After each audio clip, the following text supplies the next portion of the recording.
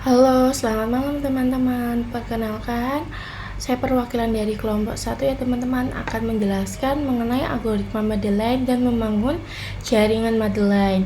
Oke, di kelompok saya ini ada Dirwan Permana sebagai presentation maker, ada Ferry Ginanjar sebagai search material, dan saya sendiri, Vicky Aziza sebagai presenter ya teman-teman ya.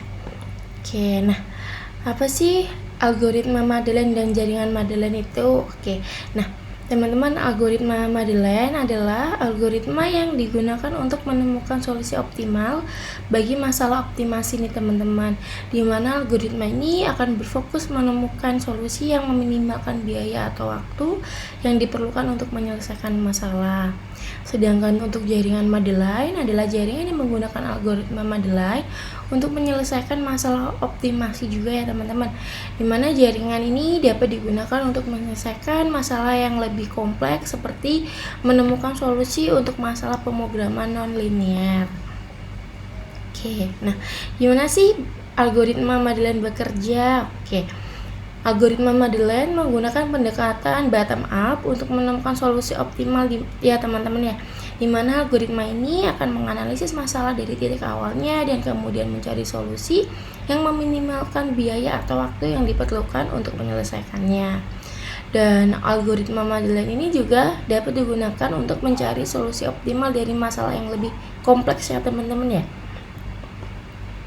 Next, apa sih keuntungan menggunakan metode Madeline? Nah, seperti yang aku jelaskan di awal tadi ya teman-teman ya, keuntungan menggunakan metode Madeline ini adalah dimana kita bisa lebih hemat dan lebih cepat atau lebih efisien nih teman-teman dalam masalah optimasi, karena jaringan ini dapat digunakan untuk menyelesaikan masalah yang lebih kompleks dan rumit seperti menemukan solusi untuk masalah pemrograman non-linear ya teman-teman ya. Oke, nah terus gimana cara membangun jaringan Madeline? Oke, membangun jaringan Madeline tidak begitu sulit. Yang pertama, kita harus menentukan masalah yang akan diselesaikan dulu nih teman-teman, dan menentukan apa yang harus dilakukan untuk menyelesaikannya. Setelah itu, kita juga harus menentukan algoritma Madeline yang akan digunakan untuk permasalahan tersebut. Kemudian, kita harus membangun jaringan dengan menghubungkan node-node yang diperlukan. Setelah jaringan dibangun, kita juga harus mengujinya untuk memastikan bahwa jaringan dapat berfungsi dengan benar. Oke, dan jika jaringan udah berfungsi dengan benar nih teman-teman, kita udah dapat mulai menggunakannya untuk menyelesaikan masalah yang telah ditentukan sebelumnya. Oke, nah teman-teman, ini ada contoh soal ya, dimana gunakan Madeline untuk mengenali pola fungsi logika XOR dengan masukkan X1 dan X2. Oke, di gambar udah ada ya teman-teman ya tabelnya untuk masukkan X1, X2 sama targetnya. Dengan penyelesaian fungsi logika XOR memiliki pasangan masukan target seperti yang tampak pada di tabel 6.6. Nah, ini ya teman-teman ya, ada masukan, ada target, terus kita nanti akan inisialisasi nih teman, inisialisasi akan dilakukan pada semua bobot ke unit tersembunyi dengan suatu bilangan acak kecil,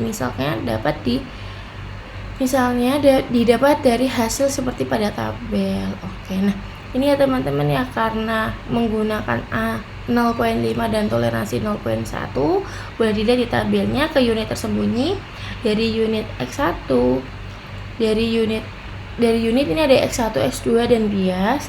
Z1-nya ada W11 0.05, terus W12 0.2, B1-nya 0.3, dan Z2-nya W21 sama dengan 0.1, W22 0.2 sama B2-nya 0.15. Bisa dilihat ya teman-teman ya. Oke, next. Nah, ini teman-teman, T minus Y sama dengan minus 1 sama dengan minus 2 plus 0, dan T sama dengan minus L. Maka semua bobot yang menghasilkan Z underscore in yang positif dimodifikasi karena Z 1 lebih dari 0 dan Z underscore 2 lebih dari 0, maka semua bobotnya dimodifikasi sebagai berikut. Boleh dilihat ya teman-teman ya gambarnya ya. ada untuk perubahan bobot ke unit tersembunyi Z1, ada juga perubahan bobot ke unit tersembunyi Z2-nya. Next. Nah, karena masih ada bahkan semua perubahan bobot lebih besar daripada toleransi yang ditetapkan, maka iterasi dilanjutkan untuk pola kedua nih teman-teman, di mana iterasi dilakukan untuk semua pola. Apabila ada perubahan bobot yang masih lebih besar dari batas toleransi, maka iterasi akan dilanjutkan untuk epoch 2 dan seterusnya. Ini ya teman-teman, bisa dilihat untuk gambarnya terlebih dahulu. Oke. Nah, kalau udah kita next. Nah, karena masih ada bahkan atau semua yang temennya bisa dilihat ya, untuk perubahan bobot lebih besar dari toleransi yang ditetapkan, maka iterasi dilanjutkan untuk pola 2. Iterasi akan dilanjutkan untuk semua pola. Apabila ada perubahan bobot yang masih lebih besar dari batas toleransi, maka iterasi dilanjutkan untuk epoch 2 dan seterusnya. Jadi ini kan karena bobot mulanya lebih besar semua ya teman-teman dari bobot setelah iterasi, maka akan dilanjutkan ke pola 2 dan dilanjutkan kalau masih lebih besar juga akan dilanjutkan ke epoch 2 seperti gambar di samping ya teman-teman ya. Oke, next. Nah, teman-teman kita udah masuk kesimpulan nih. Jadi dapat disimpulin ya teman-teman ya, kalau algoritma Mandelain dan jaringan Mandelain adalah alat yang hebat untuk menyelesaikan masalah optimasi, di mana algoritma Mandelain menggunakan pendekatan bottom up untuk menemukan solusi optimal, dan jaringan Mandelain dapat digunakan untuk menyelesaikan masalah yang lebih kompleks dan rumit. Oke, nah dengan menggunakan algoritma dan jaringan ini kita dapat menemukan solusi yang lebih baik juga teman-teman ya, dan lebih efisien daripada yang telah ditemukan sebelumnya. Membangun jaringan Mandelain tidak begitu sulit. Setelah jaringan telah dibangun, kita cuma harus mengujinya untuk memastikan bahwa jaringan dapat berfungsi dengan benar, dan jika jaringan sudah berfungsi dengan benar, kita dapat mulai menggunakannya untuk menyelesaikan masalah yang telah ditentukan sebelumnya. Oke. Sebelumnya terima kasih ya teman-teman ya atas waktu yang telah diberikan. Mungkin ada salah kata atau penjelasan yang kurang dimengerti, mohon dimaafkan. Terima kasih teman-teman. Selamat malam.